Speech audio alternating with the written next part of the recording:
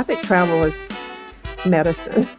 Whether it's international travel or, if you're not comfortable with that, just to get out of your normal day-to-day thing, go drive, even if it's just 3 or 4 hours away, just see some different stuff and clear your head.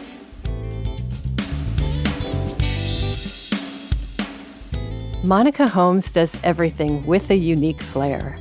An entrepreneur, before we even started using that term so readily, Monica started her catering business in her home kitchen as a single mother seeking to provide for her young family. Doing craft services for television shows, music videos, and photo shoots built her a reputation. Today, she oversees the operations of the business, sometimes at a distance, as she taps into her wanderlust to explore the world. Let's learn more about how a creative flair and zest for life inspire her life. We're glad you joined us to hear these inspiring stories from older adults, people who have so much experience and words of wisdom to share, but are sometimes overlooked in society today.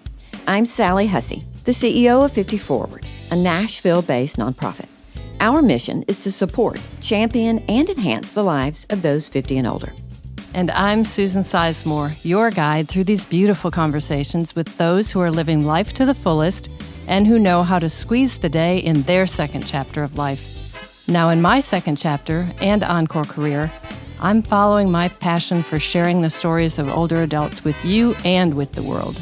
If you like what you hear, please rate and follow Squeeze the Day on your favorite podcast platform. Today's Squeeze the Day is brought to you by the All of Us Research Program from the National Institutes of Health. Learn how you can help change the future of health by participating in the program. Visit www.joinallofus.org to learn more.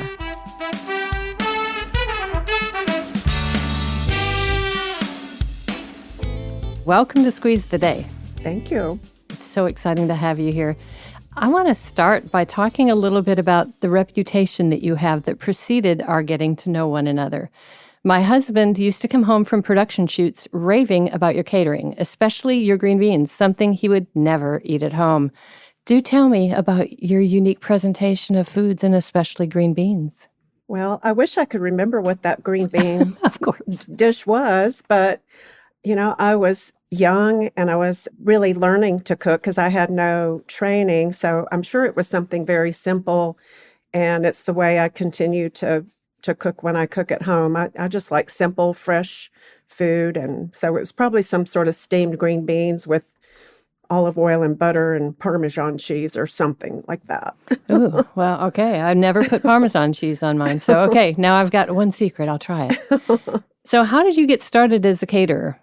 Well, I was working in a restaurant, and one of my girlfriends there, we both love to cook.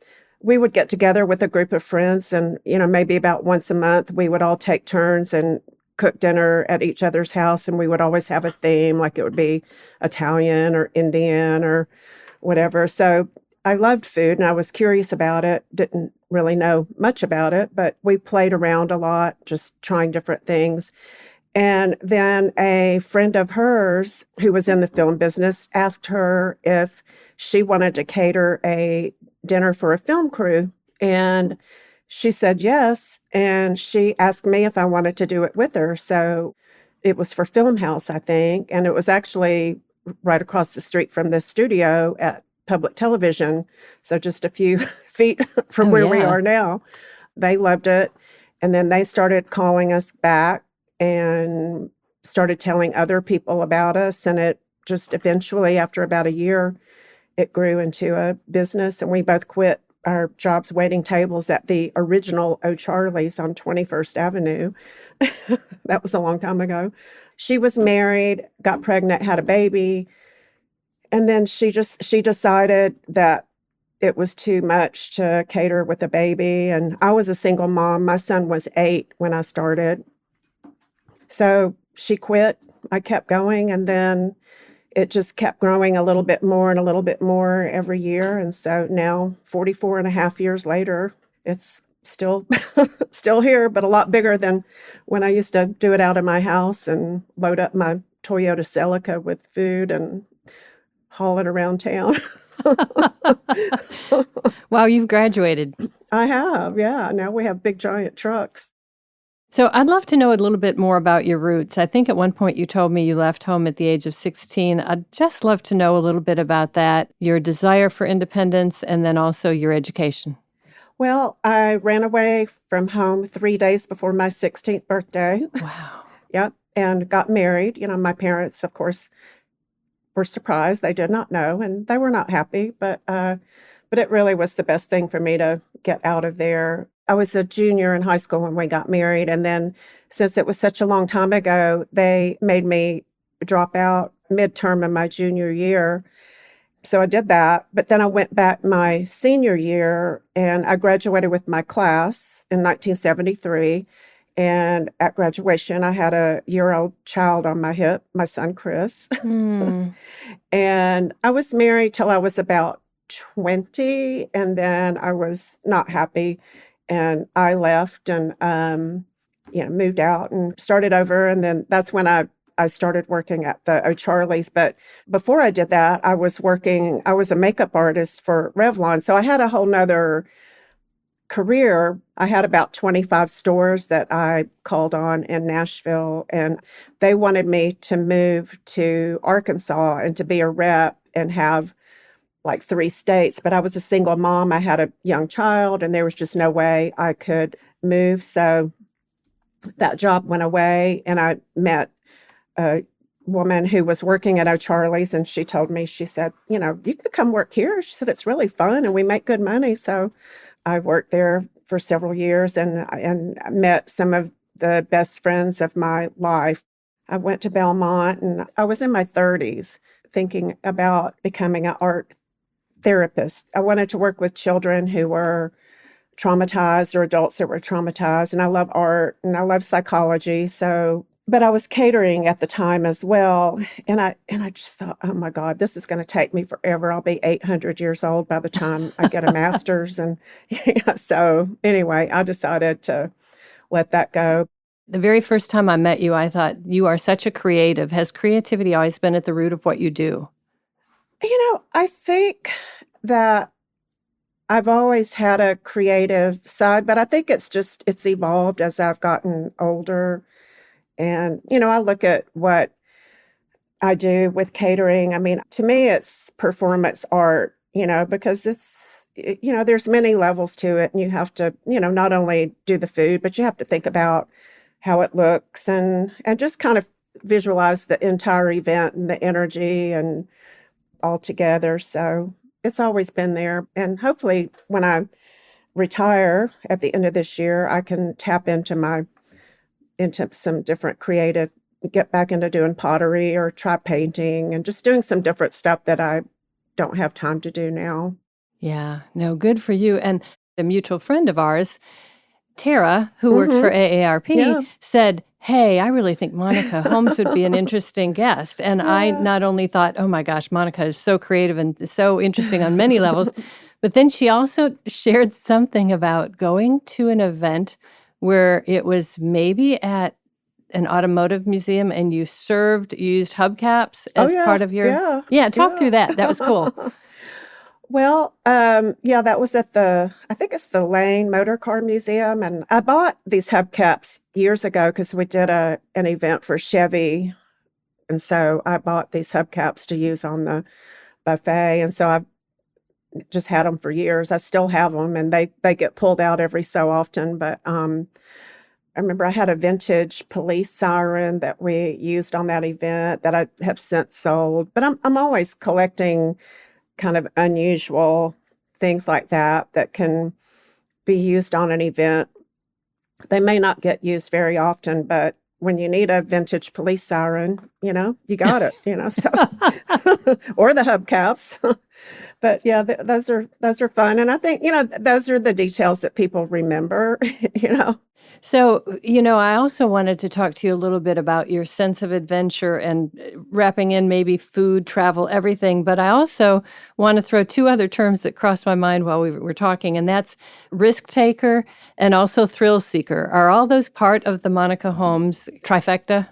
Yeah, and I think I used to be more of a risk taker in my younger younger years. I'm getting a little more chicken as I get older, but I've always loved to travel. And, and I can remember being a child and laying in bed and thinking about telling myself, okay, so when I grow up, I'm going to travel and I'm going to go places all by myself and nobody can tell me what to do. And I can still remember nights just laying in bed and thinking about it. So as soon as I could start traveling, I did. And a lot of times for me, the only way I can escape my job, which is very stressful when I'm here working, it's on and it's a lot. It's stressful.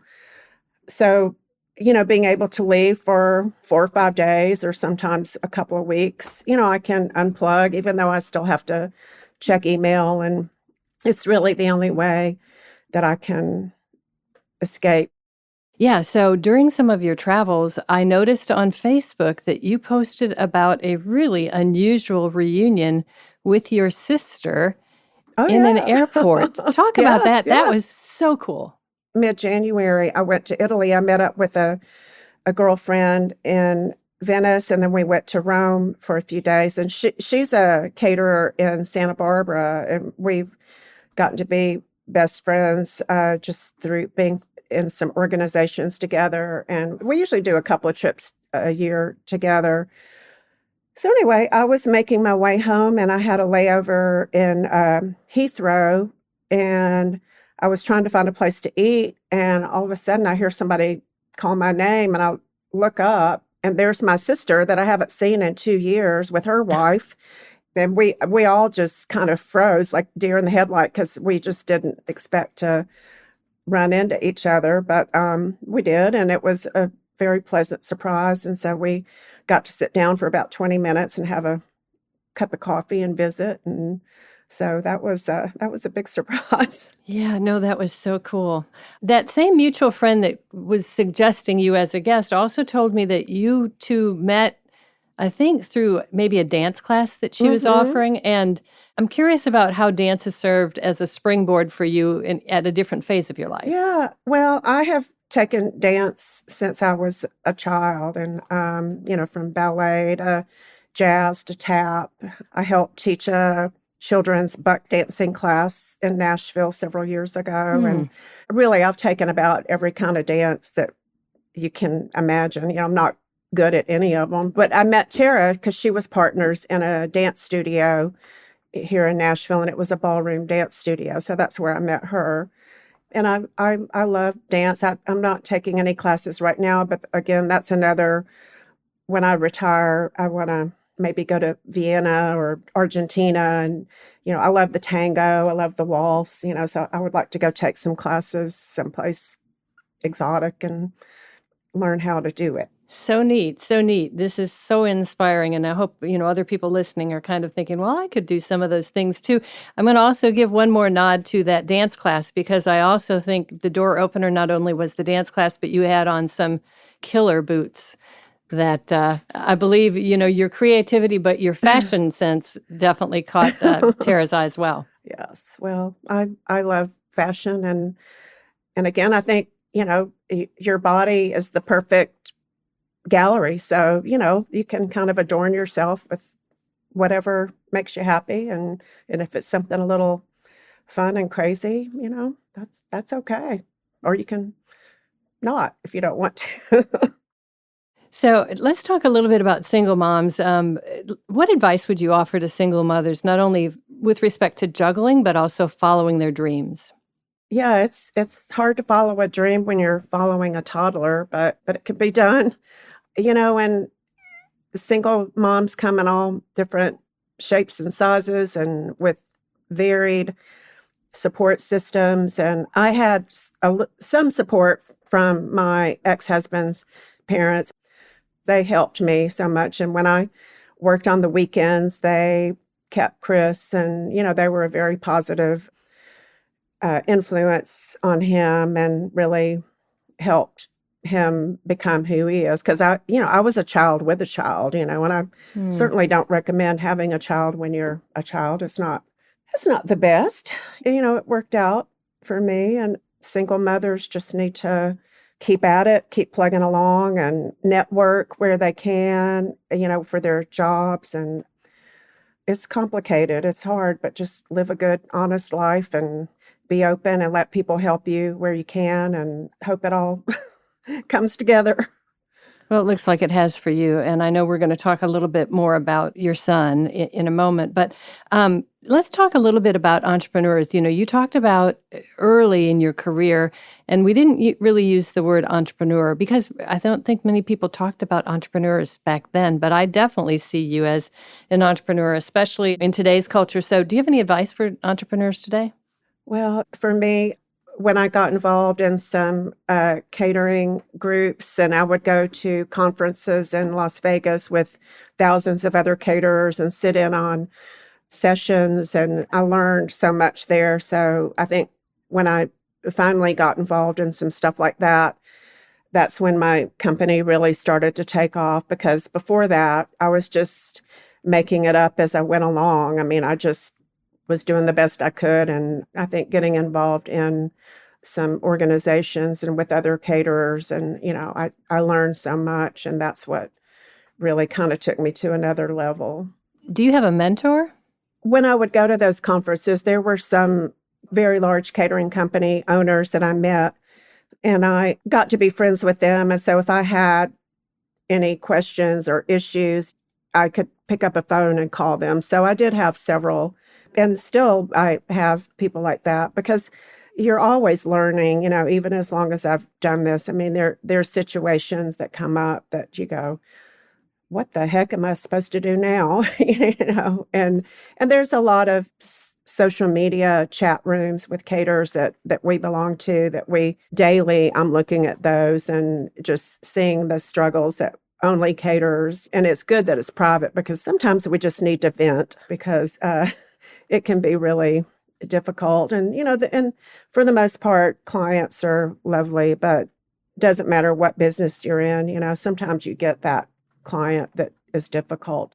Sometimes you just need to talk to somebody about it and the best way to handle it. And there's a lot of value in having those relationships with others in the business. If this conversation is motivating you to squeeze the day, learn more about getting involved in your home community, to deliver food, to volunteer, or to just get active. If you'd like to learn more, visit 54ward.org. That's FIFTYFORWARD.org. There's so much to gain by helping others. Now, let's get back to our show.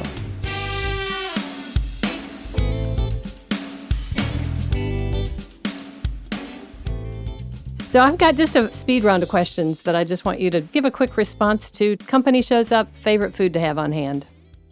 Cheese. Always good cheese, preferably stinky cheese. And I love when I go to Trader Joe's, they have this Greek spiral phyllo thing. I think it's a taropita. I like to keep a couple of those in my freezer. And if I have somebody, I can pull it out and put it in the oven. And, that's always easy. And of course, a bottle of wine, because my fridge usually at my house is pretty empty. There's not much there. Advice to your younger self? Pay more attention to stuff, and maybe even keep a journal and keep notes, and don't be so hard on yourself too, like just give yourself some grace, but stay focused and just being present. You just pay attention, just don't let your guard down. Mm-hmm. All really good pieces of advice. Where do you find your sense of style? I don't know. That's a hard question. I've always loved clothes, and I used to collect vintage clothes, and I would do clothes for videos. I would rent my vintage clothes out for a lot of the music videos back in the 70s and 80s, and I've sold thousands of pieces. I mean, I had a huge collection, and I still have some left, but I just love the design of all kinds of clothes. It just, I don't know, it just does something to me. And I'm just always, I buy too much. I like so many different things, and it's just part of who I am. I guess it's in my DNA. It's that creative gene. So, given your expertise in catering and all the years that you've spent doing all sorts of events, how do you stay cool under pressure, and especially when you're managing an event? I think I appear to be calm, and I am for the most part, but I'm sort of in mama bear mode because when I'm on an event, I'm really watching everything and just making sure it's all working and going the way it should be. And when clients tell me that they're nervous, I said, don't be nervous. Let me take that on, you know. So I appear to be calm, but there's always like a little fire in my belly, and sometimes kind of butterflies. It just depends on the event. It's nice of you to take on the stress of the person you're catering for, though. That really is a burden lifter for that person. And I do feel Mhm. like it would be really bad to have everyone at an event stressed out, Mhm. so Mhm. you must have big shoulders to do that. So in your world, it seems like life has come full circle. The son you were carrying on your hips at graduation is now a co-owner in your catering business. Tell us more about that succession planning and why it's an important step for you and for him. Yeah. Well, Chris was 8 when I started catering, and he was born in 72, so he's got a birthday coming up. He went to culinary school when Opryland had a 3-year culinary program, and so he did that years ago, and I baited him. I told him if he did the culinary program at Opryland, that when he graduated, he could come work at Clean Plate Club and that I would give him a percentage of the company. So he graduated in 1999, and so he's been with me since 1999, and both of his sons, who are now 28 and 22, work with us full time. Mm. And then his wife, Lisa, is the office manager. Yeah, so I think, Chris is looking forward to, I think he'll be glad when I'm gone. I wonder how many other businesses there are, though, and especially in Nashville, but just in general, that have 3 generations actively working in them. That's Yeah. cool. I don't know if Tom Morales has 3 generations, but he would be the other Mm. possible person. But Yeah, that's very cool. took me a while to get okay with it because when you've done something for so long and it kind of becomes part of your identity and who you are, and then just letting it go, it's like, oh, I don't know if I can, but I'm going to do it. Exactly. Well, you certainly have lots of other interests, and I'm eager to see what your third chapter or whatever chapter this Yeah. ends up being for you Yeah. is. Speaking of that, how do you suggest that others find the way to carpe diem and live life to the fullest? Well, travel, I think, is always a great avenue. And whether it's international travel or if you're not comfortable with that, just to get out of your normal day-to-day thing, go drive, even if it's just 3 or 4 hours away, just see some different stuff and go to some museums and eat some different food and just see different sights and clear your head. And I think travel is, in my opinion, is always medicine. Mm. So I want to talk to you a little bit about our agency because we work to serve older adults. And one of the things that we do is try to ensure that we're elevating and responding to their needs with the most caring and tenderness and understanding that we can. So we believe that service is important. And how might that ring true in your life? Oh, it's really important. And I think in my younger years, I didn't even really realize that. But, as we age and, we become more vulnerable ourselves, I think you really start thinking, oh gosh, I need to work on myself or work on things and just do better at being kinder to people and maybe dropping a card in the mail to someone. I try to do that with my mom, like drop her a card if I'm on the road somewhere. And it means a lot to people just to have a little acknowledgement. Yeah, no, that's a good point. And I do feel like handwritten notes and cards have become such a thing of the past. And I don't know why, but I'll put myself in that same group where lately I've just, you put things off because your penmanship isn't so good or you don't really have anything to say. And instead, if you Yeah. put yourself in the recipient seat, it's Mhm. really valuable to receive them. Yeah. I'm Yeah. always happy if I get a card in the mail because you don't get them much anymore. So I've got 2 closing questions that we ask all of our guests. One is, what's one piece of advice that your parents or an older adult might have shared with you that at the time you thought was silly, but now that phrase rings true in your everyday life? I've had like my ex-in-laws, they were always, even though I divorced their son, they were always very supportive and encouraging. And so I think it's always those cards that you drop in the mail to someone, words of encouragement to someone have a lot of impact. And I just remember not always specific people, but I've had many people encourage me along the way and be my cheerleaders, and it helps. Yeah, I totally agree. And I do feel like those little motivational quotes is what they're called. When someone shares something like that with you, for some reason, Dove chocolates right now. Every time I get a Dove chocolate, and even I had a cough drop the other day that had all these words of encouragement, and I thought I needed that. I really Yeah, felt bad I when I know, bought you yeah. cough drops, and now you're telling me, go for it, have a good day. Used to just be in fortune cookies. So what is it that you do to squeeze the day?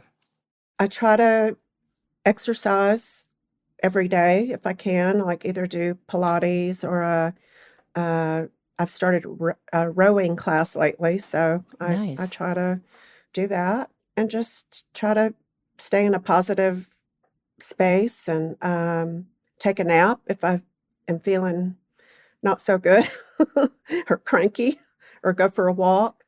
But yeah, I'm grateful to be here, and because I feel like, at this point, you're sort of on borrowed time, and so I'm just happy to be here and, have my grandsons, and now I have a great granddaughter, and, just enjoying life and looking forward to some more free time after I retire. And so, I love that. The grandchildren and the role that those grandchildren fill in the lives of so many people. It's so interesting to talk to people now and hear that or see those yeah, photos. It's yeah. just so sweet. Thank you for sharing your inspiring stories with us. I'm just so excited to really get to chat with you and to kind of learn more about your background. Thank you. As I leave you today, I'm sending you all a big squeeze. Until next time. Saying farewell is always tough. This marks our final Squeeze the Day podcast. But it and these rich stories will live on through our website at 54.org and on podcast platforms. We hope these 50-plus stories have inspired you to embrace and reframe aging and to squeeze every ounce of goodness out of every day. Ta-ta for now.